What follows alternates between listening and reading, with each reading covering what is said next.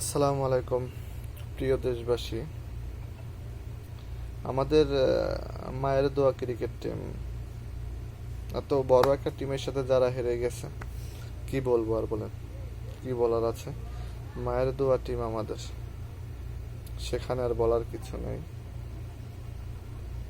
একটা কথা, যেখানে যেখানে পলিটিক্স ঢুকে যায় সেখানে আপনি একটা একটা তো দেশ, আগে দেশ পরে পলিটিক্স, আগে আমার দেশ। সেখানে কে পারফরমেন্স করলো না না করলো, যে যে করলো তার তো বিবেচনা নাই, যে না করলো তাকে বিবেচনায় আনা হয় প্রত্যেকটা ওয়ার্ল্ড কাপের জন্য সিলেক্টরের সময় এই বিষয়গুলি দেখা যায়। এই জন্য এখন আমাদের মায়ের দোয়া টিম হিসাবে পরিচিতি লাভ করে আমাদের যে বাংলাদেশ ক্রিকেট টিম। টিম পুরোপুরি মায়ের দোয়া ক্রিকেট টিম হয়ে গেছে, এই আর কি। একটা বড় একটা টিমের সাথে যারা হারলো, যেহেতু ইউএসএ আমেরিকার সাথে যারা যেভাবে লজ্জার হারলো, সেটা বাংলাদেশের অবশ্যই এটা লজ্জা পাওয়া উচিত। আর বাংলাদেশের লজ্জা কখনো হবে না। দেখেন বিগত দিনে ওই রকমের অনেকবার তারা ছোট ছোট টিমের সাথে হেরেছে। তাদের বাংলাদেশের সার্ভিস কত বছর ধরে তারা সার্ভিস দিচ্ছে। ইউএসএ সার্ভিস আগে নামই আসে না। দেখেন বিগত দিনে নামই শুনে, তাদের এই ওয়ার্ল্ড কাপের আগে কিছুদিন আগে তাদের নাম সামনে আসছে। যেখানে মায়ের দোয়া ছাড়া যেভাবে খেলতে পারে না। আর সবসময় যে সব দোয়া কাজে লাগবে সেটাও তো না, কিছু তো ইচ্ছাকৃতভাবে করা লাগে। এটাকে লজ্জা হওয়া উচিত আমি মনে করি। এটা বাংলাদেশে যত ক্রিকেট টিমের ম্যানেজমেন্ট আছে তাদের একটা লজ্জা পাওয়া উচিত। যে দেখেন আমাদের মিডিয়াতে অনেকবার এই কথাগুলো হয়েছে, যেহেতু কথাটা কি, যেখানে দেখেন আমাদের সাইফুদ্দিন, সে বিপিএলে এত ভালো সার্ভিস দেওয়ার সত্ত্বেও সে চান্স পায়নি। আমাদের মেহেদী হাসান মিরাজ, এটা হয় কি, ওই এটা আমি ছোট মানুষ, ক্রিকেট হিসেবে তেমন একটা বুঝি না। তারপর আমার যেটা বোঝা যায় যে তামিমের সাথে তার একটা অডিও রেকর্ড ফাঁস হয়ে গেছিল, হয়তো সে কারণে এটা বিবেচনায় আসতে পারে যে না, তামিম যেহেতু নাই সেহেতু তারাও তাদেরকে সিলেক্টর ওভাবে মূল্যায়ন করেনি। কিন্তু তারা দেশটাকে দেখে না। যারা সিলেক্টর তাদের আরও কেয়ারফুল হতে হবে। আর কেয়ারফুল কী হবে, তাদের তো লজ্জা হওয়া উচিত ছিল যে প্রথমবার যে ম্যাচটা হারলো, দ্বিতীয় ম্যাচ পুরো সিরিজটাই তাদের হাতছাড়া হয়ে গেছে। তারা ওয়ার্ল্ড কাপে কী করবে এত বড় বড় টিমের সাথে? তারা তো, আমার তো মনে হয় যে তারা জায়গাই পাবে না সেখানে। এভাবে লজ্জার হার, কি বলবো, কি বলার আছে। আমাদের শুধু একটাই কিছু করার আছে জিনিস, সেটা হলো মায়ের দোয়া টিমের জন্য শুধু দোয়া করা, এছাড়া অন্য কিছু আমি দেখি না তাদের।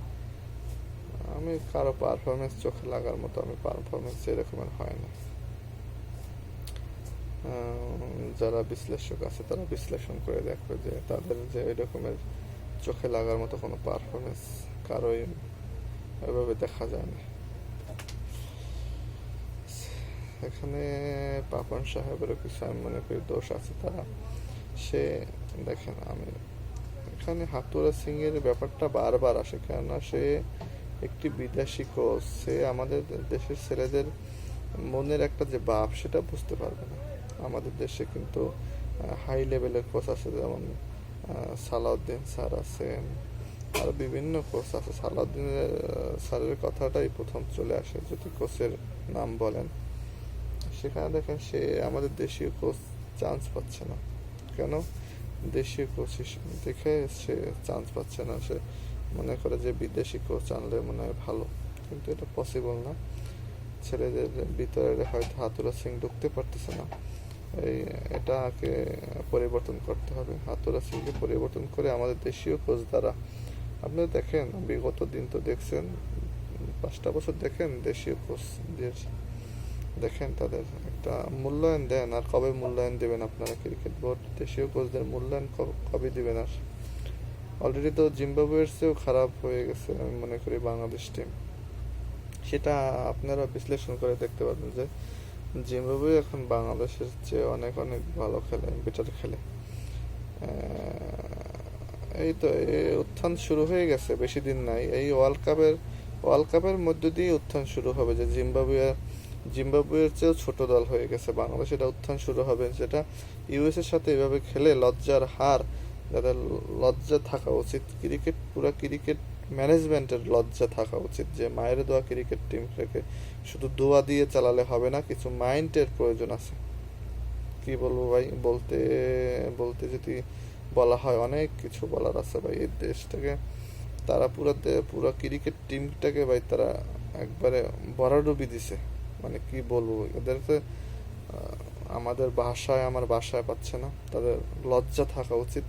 যদি লজ্জা থাকে, দেখেন এখানে তামিমের সাথে কালেকশন হয়তো সাইফুদ্দিনের কালেকশন ছিল, মেহেদী হাসান মিরাজের কালেকশন ছিল, এই জন্য হয়তো তাদেরকে এইভাবে মূল্যায়ন করা হয় না, সিলেকশন করা হয় না। এটাই প্রথমে আসবে। আপনারা যতই আপনারা তেল মালিশ করেন, এটা এটা বাংলাদেশের জনগণ, বাংলাদেশের ক্রিকেট প্রেমীরা তারা বুঝে যে সাইফুদ্দিন মিরাজের কি জন্য তা আপনারা বাদ দিচ্ছেন, এটা বুঝে ভাই। সেই বোঝার মাইন্ড সেট আপ বাংলাদেশ প্রেমিকদের বা প্রেমীদের যারা সাপোর্ট করে ক্রিকেটটাকে যারা লালন করে, তাদের আর বোঝার বাকি নেই যে তামিম ইকবালের সাথে সাইফুদ্দিন বা মেহেদী হাসান মিরাজ কালেকশন, এই জন্যই আপনারা তাদেরকে মূল্যায়ন করেননি। তারা সিলেকশনের আওতায় ছিল না। এটা আমরা বুঝি, বাংলাদেশের ক্রিকেট প্রেমী যারা আছে তারা বুঝে। তারা এখনো ফিটার খায় না যে এই যে সাইফুদ্দিন বা মেহেদী হাসান মিরাজ কিসের জন্য নেওয়া হয়নি বা কিসের জন্য তাদেরকে সিলেকশনে তারা বাদ পড়লো, এটা বুঝে ভাই। আর আমাদের বোঝাতে হবে না, এখনো সময় আছে, ওয়ার্ল্ড কাপের এখনো বাকি আছে। আপনারা হার্ট হন, কোচদের ধরেন, আরও কিভাবে ক্রিকেটটাকে ওয়ার্ল্ড কাপে আরও সেলিব্রেশন করা যাবে সেটা আপনারা এখনো সময় আছে। এখন আপনারা দেখেন, সময় আছে এখনো। আপনারা মানুষের হিংসাটাকে আপনারা দূরে ফেলে দেন। আপনার দেশটাকে দেখেন, আগে দেশটাকে দেখেন। যে ভালো পারফরমেন্স করবে তাকে নিয়ে আসেন।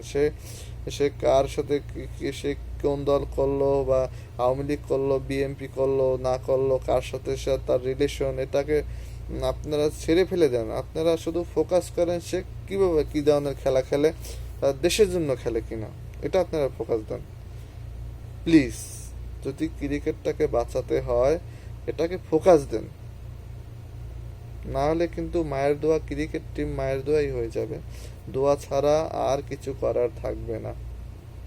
অনেক কথা বললাম, যদি কারো মনে ব্যথা থেকে থাকি, আই এম রিয়েলি সরি। ওকে, আসসালামু আলাইকুম, ভালো থাকবেন সবাই।